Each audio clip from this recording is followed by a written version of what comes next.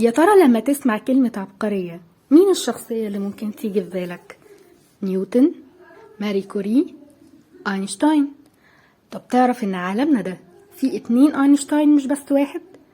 العالم الغني عن التعريف ألبرت أينشتاين، وبطل حلقتنا النهاردة أينشتاين العرب.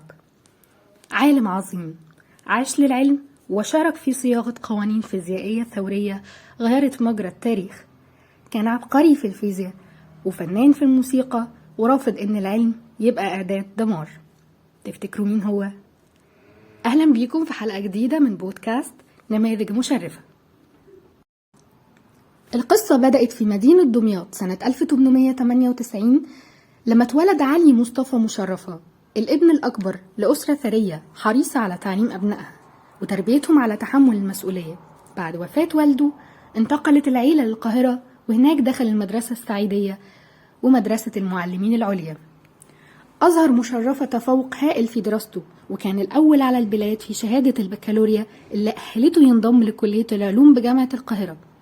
ولأنه من صغره طالب متميز حصل على بعثة علمية لإنجلترا وانضم لكلية نوتنغهام وبعدها كلية الملك في لندن، وهناك حصل على الدكتوراه في فلسفة العلوم سنة 1923 تحت إشراف الفيزيائي المشهور تشارلز توماس ويلسون الحاصل على نوبل في الفيزياء.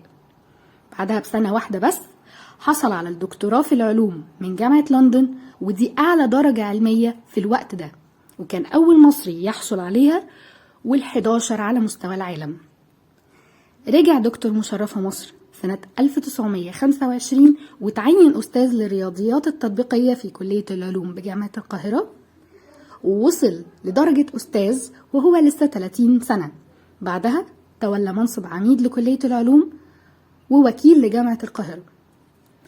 دكتور مشرفة كان له علاقة مباشرة بأينشتاين وشارك معاه في وضع أسس النظرية النسبية. كان هو صاحب الإثبات الرياضي للنظرية دي. أينشتاين نفسه قال عليه إنه من أعظم علماء الفيزياء في العالم. ويوم 15 يناير 1950 اتوفى العالم الجليل عن عمر 52 سنة بعد حياة مليانة بالعبقرية والعلم وخدمة الإنسانية.